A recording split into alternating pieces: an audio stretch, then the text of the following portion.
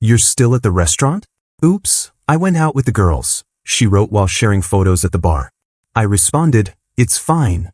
Then I cut her off completely. Now she's searching for me through everyone we know. Looking back, that text message was the perfect summary of our entire relationship, me waiting, her living her best life somewhere else, and both of us pretending it was normal. I'm John, a 31-year-old architectural engineer in Denver, and this is the story of how I finally stopped being someone's backup plan and learned that sometimes the most important conversations happen in complete silence. I was sitting alone at Altitude, Denver's premier rooftop restaurant, watching the city lights blur through my second glass of wine while the anniversary gift box grew heavier in my jacket pocket with each passing minute. 2.5 hours I'd been there, checking my phone every few minutes like some desperate teenager waiting for prom date confirmation, while the waiter James, who actually remembered us from our previous visits and had even asked how the lovely travel blogger was doing, kept refilling my water glass with increasingly sympathetic glances that made my situation feel even more pathetic. This was supposed to be our celebration dinner, marking both my massive promotion to senior project manager and our 2-year anniversary, the kind of night I'd been planning for 3 weeks with the meticulous attention to detail that had made me successful in sustainable architecture but apparently annoying in relationships. It's so important to me that we celebrate this together, I told Riley just that morning over coffee, explaining again how this promotion represented 5 years of grinding toward leadership of Denver's most ambitious green housing development. This changes everything for us financially, opens doors we've only dreamed about. She'd smiled that radiant blogger smile, kissed my cheek while already reaching for her phone to capture the golden morning light, and promised she'd be there looking amazing because she was so incredibly proud of her brilliant, dedicated boyfriend who deserves all the recognition in the world. The words had felt genuine in the moment, accompanied by her posting a story about preparing for a super special night celebrating my amazing man's incredible achievement, even asking her 75,000 followers to help choose between 2 dresses for our romantic evening out. Instead, I was watching her Instagram stories unfold in real time like some cruel social media documentary of my irrelevance. First a selfie at Prohibition, some trendy speakeasy downtown that charged $18 for cocktails with names like Forgotten Dreams and Lost Opportunities, accompanied by her college roommates who'd apparently decided on an impromptu reunion without consulting anyone's actual commitments. The captions evolved from unexpected girls' night brewing to sometimes the best therapy is spontaneous adventures with your favorite humans, while I sat at our corner table with an unopened bottle of Dom Perignon that cost more than most people's rent, the same champagne I'd specifically chosen because she'd mentioned it in a travel post about celebrations that deserve something extraordinary. Each story felt like a small betrayal, group shots of cocktails with captions about how unplanned nights always turn out to be the most magical, videos of them laughing at some inside joke from their sorority days, and finally a boomerang of Riley raising a martini with the words, living my most authentic life with my day one girls, while I explained to increasingly concerned restaurant staff that my dinner companion was just running a bit late. The irony wasn't lost on me that she was celebrating authenticity while abandoning the most important evening of our relationship for people she saw maybe twice a year and usually complained about afterward. The message finally came at 9:47 p.m., delivered with the casual thoughtlessness of someone ordering takeout. OMG babe, you're still at the restaurant? Oops, I totally went out with the girls and completely lost track of time. This is so unlike me, but they surprised me, and you know how it is with spontaneous plans. Rain check on tonight. I stared at those words for a full minute, watching the delivered notification turn to read, while my brain processed the mathematical impossibility of accidentally forgetting something we discussed daily for 3 weeks, something she'd posted about to 75,000 people just hours earlier. The casual oops hit hardest. Like our anniversary dinner was equivalent to forgetting to buy milk or missing a Netflix episode, not the culmination of my biggest career achievement and our relationship milestone falling on the same perfect evening I'd planned to propose a weekend trip to Napa Valley as our next adventure together. Something fundamental shifted in my chest in that moment, not heartbreak or even anger, but this crystalline clarity about what I'd been accepting as normal for 2 years, the constant rescheduling, the last-minute changes for better opportunities, the feeling that I was always competing with her next adventure for basic consideration in her life. I typed back, it's fine. Because what else do you say when someone reduces your most important evening to an afterthought, when pointing out the magnitude of their thoughtlessness would only make you look desperate and demanding rather than understanding and supportive? James approached with professional discretion, probably wondering if I'd been stood up or if there was some emergency, and I asked him to remove the second place setting because something had crystallized in that moment about what I'd been accepting as normal behavior from someone who claimed to love me. The champagne I'd ordered to toast our future stayed unopened beside the Napa Valley surprise that would never be given, while I sat there finishing my dinner and realizing this wasn't the first time I'd felt like an afterthought in Riley's carefully curated life. But to understand how a successful engineer ended up waiting alone at his own celebration dinner, I need to go back to the beginning, to a sustainability conference 2 years earlier where I met a travel blogger who seemed like everything I'd been missing, and trace the gradual transformation from partnership to me becoming someone's unpaid lifestyle coordinator. Meeting Riley had felt like finding the missing piece of my methodical, engineering-focused life. It was at a sustainability conference in downtown Denver where I was presenting my research on green building innovations and she was covering eco-friendly travel trends for her travel blog, which had grown to about 75,000 followers over 3 years of carefully curated Wanderlust content. She approached me after my presentation about net zero architecture, genuinely curious about how sustainable building design could enhance travel experiences, and I was immediately drawn to her energy, this vibrant, creative force who saw adventure and possibility where I saw blueprints and calculations. "You make saving the planet sound actually exciting," she'd laughed, and I found myself explaining building physics with more enthusiasm than I'd felt in years. Within weeks, we'd fallen into what seemed like a perfect rhythm, my structured world providing the stability and planning that made her creative dreams possible, while her spontaneous spirit pushed me out of my comfort zone and into experiences I'd never have chosen myself. The first year was magical in that way where opposites attract and complement each other, me handling logistics while she brought imagination to our weekend trips,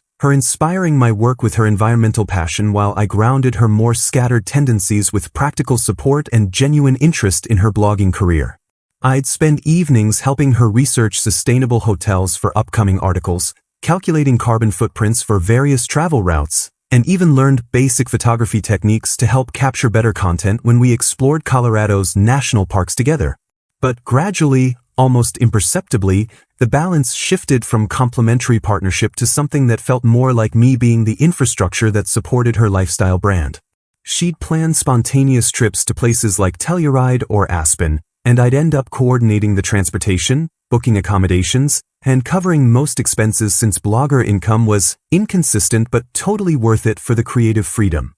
I started handling all our shared expenses, roughly 85% despite earning only twice her average monthly income, because her payments from brand partnerships arrived sporadically and she needed to maintain cash flow for content creation. The planning fell entirely to me too, dinner reservations, weekend activities, even researching locations for her photo shoots, all while she focused on the creative aspects that actually excited her. I told myself this was just how creative partnerships worked, that my systematic nature naturally suited logistics while her artistic vision needed protection from mundane details, but looking back, I was already becoming someone whose role was to make her life easier rather than someone whose life was being enhanced by partnership. She started referring to me as her amazing support system in her posts, which should have felt like appreciation but increasingly sounded like I was a service provider rather than a boyfriend, someone whose value came from what I could enable rather than who I was as a person.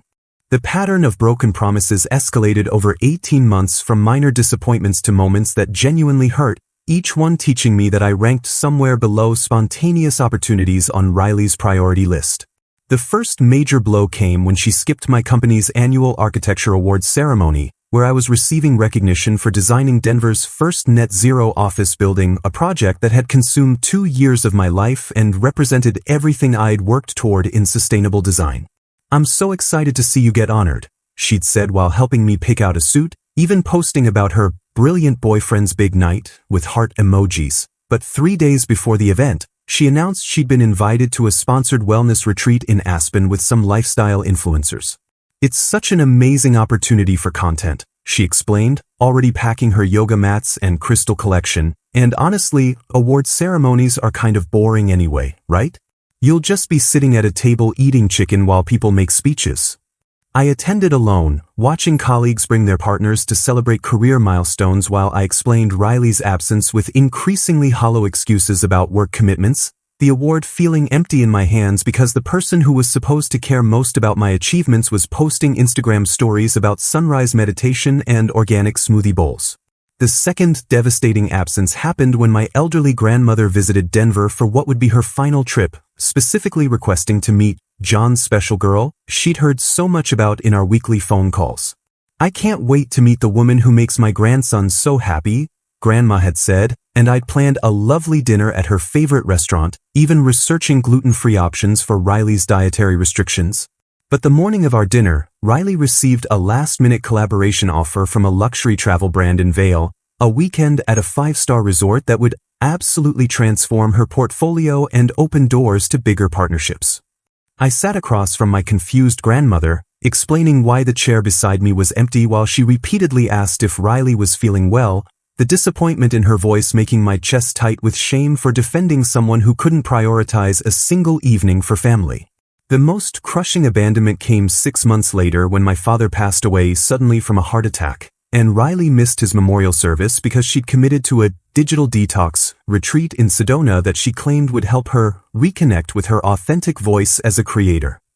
Even as I called her sobbing with the news, even as I explained that Dad had always asked about her and considered her part of our family, she insisted she couldn't break her commitment to the retreat facilitators who were counting on her to document the transformative experience. I buried my father surrounded by family and friends who all noticed her glaring absence, their careful questions about whether she was okay, making it clear that everyone could see what I was trying not to acknowledge, that I was grieving alone because the person who claimed to love me couldn't interrupt her personal brand development for my family crisis. She sent condolences via text from a yoga session, including a selfie with a sunset and caption about sending love and light during difficult times, as if my father's death was content for her spiritual journey rather than the most devastating loss of my life. The promotion to senior project manager represented 5 years of grinding through 70-hour weeks, weekend certifications in green building technology, and countless nights studying LEED standards until my eyes burned,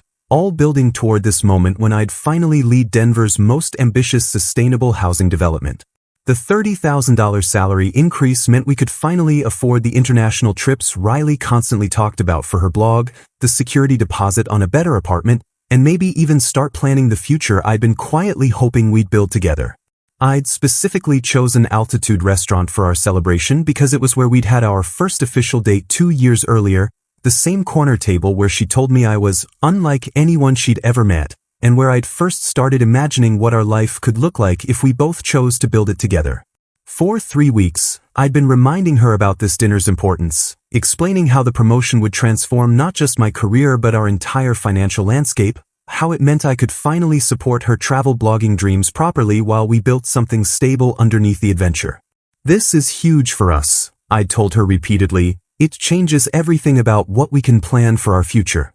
She'd gotten genuinely excited, posting teaser content about celebrating her amazingly dedicated boyfriend's incredible achievement, and even asking her followers to help choose between 2 dresses for our special night out. I'd made reservations for 7 p.m., confirmed them twice, and even arranged for a surprise weekend trip to Napa Valley as our dual celebration. The promotion and our 2-year anniversary falling in the same week felt like the universe aligning to mark this new chapter of our relationship. The Napa trip was tucked in an envelope in my jacket pocket, along with a small gift I'd commissioned from a local artist, a custom illustration of the Denver skyline showing the buildings I'd helped design, including the net zero office that had launched my career toward this promotion. I'd arrived at the restaurant 15 minutes early, wanting everything to be perfect, and spent the first hour checking my phone occasionally, assuming she was running late from a photo shoot or dealing with some last-minute blog deadline that always seemed to crop up when we had plans. But as 8 p.m. became 8:30, then 9 p.m., I started watching her Instagram stories with growing disbelief.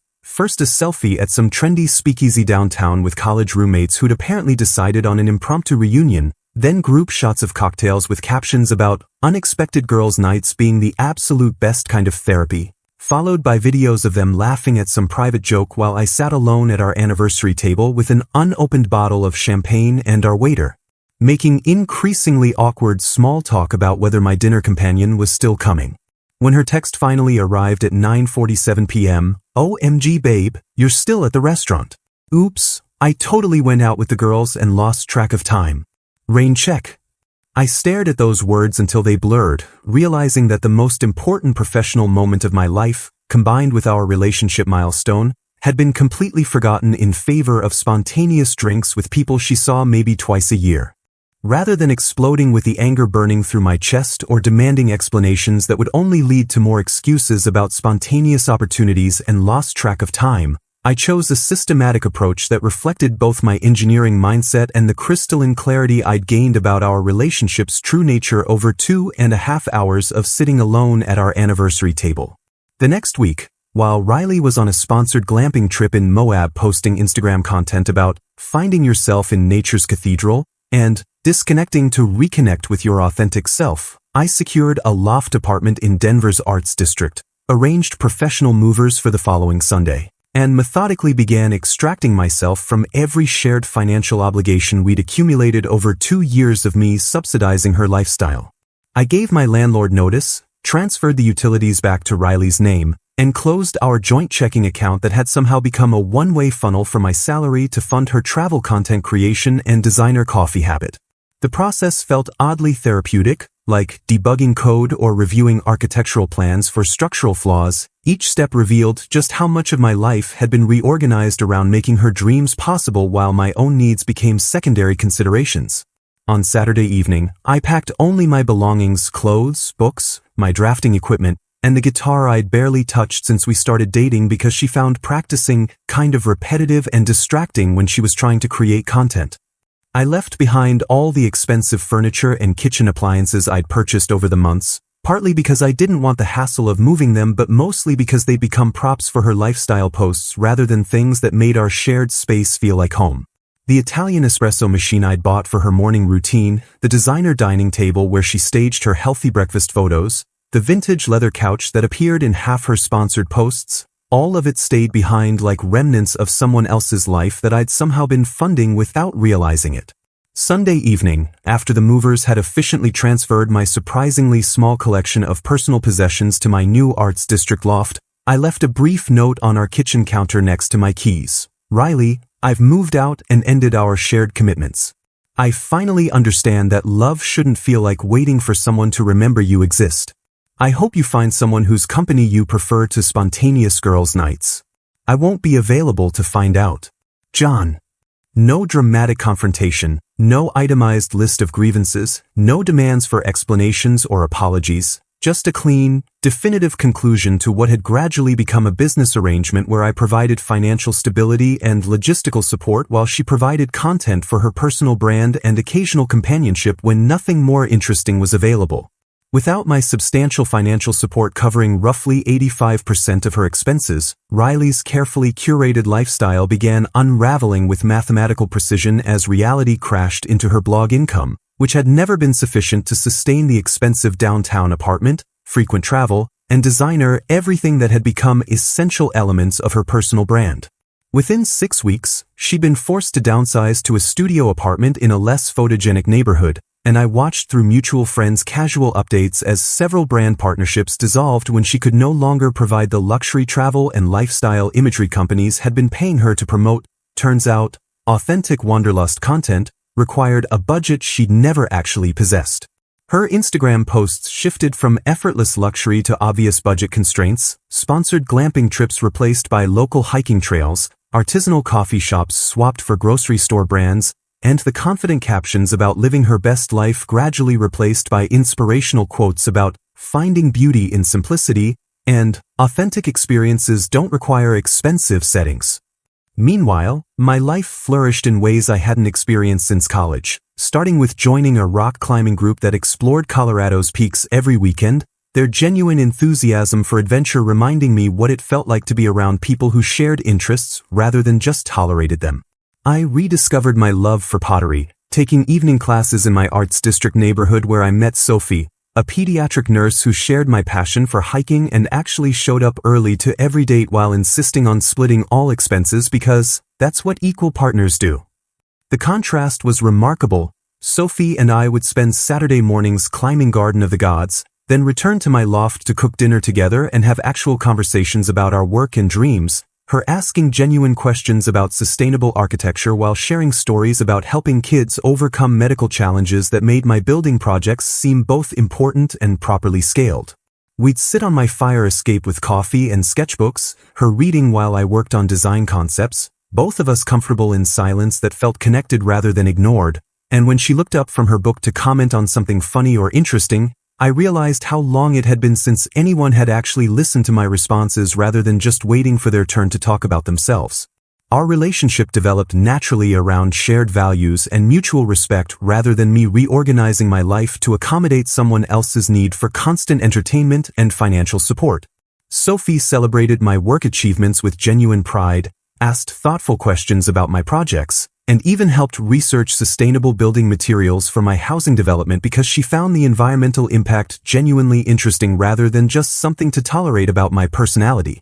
When she suggested weekend trips, she came with research about hiking trails and budget-friendly accommodations, contributing her own ideas and splitting costs because she wanted to build experiences together rather than having them provided for her consumption and social media documentation. 10 months after my silent exit from Riley's life, she appeared at my Arts District building on a snowy December morning, having tracked down my address through mutual friends who thought they were helping two people meant to be together reconnect after some misunderstanding rather than enabling someone to pursue a man who'd deliberately chosen to disappear from her world. I spotted her through my loft's industrial windows, standing in the lobby looking markedly different from the polished lifestyle blogger I dated, less curated, more vulnerable, wearing simple winter clothes instead of the carefully coordinated outfits that used to serve as content for her travel posts. Her hair unstyled and her face makeup-free in a way that might have been refreshing if it didn't obviously represent desperation rather than authentic choice. When she called up through the building's intercom system, her voice carried a trembling quality I'd never heard before,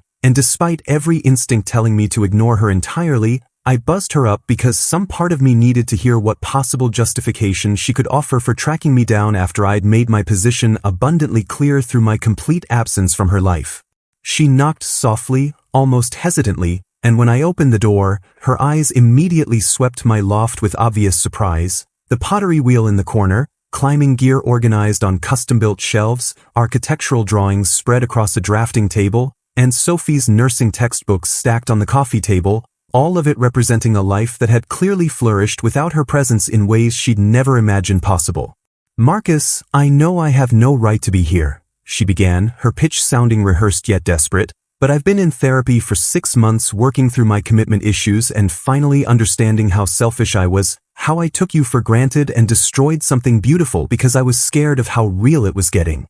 She talked about recognizing patterns of self-sabotage, about learning to prioritize relationships over career opportunities, about realizing that spontaneous adventures meant nothing without someone meaningful to share them with, and about understanding that she'd thrown away her best chance at genuine partnership for the illusion of freedom that had left her lonelier than she'd ever imagined possible. When she finally asked if there was any chance for reconciliation, if we could maybe start slowly as friends and rebuild what we'd lost, I looked at this woman who'd once made me feel like I was never quite important enough to prioritize and felt only the calm satisfaction of someone who'd learned his own worth. "Riley, I appreciate that you've been working on yourself, and I genuinely hope therapy helps you build better relationships in the future," I said, my voice steady and kind but absolutely final. "But you didn't just forget our anniversary dinner. You showed me that I wasn't important enough to remember, and that's not something therapy can fix because it wasn't a mistake, it was a choice. And now I've chosen differently too."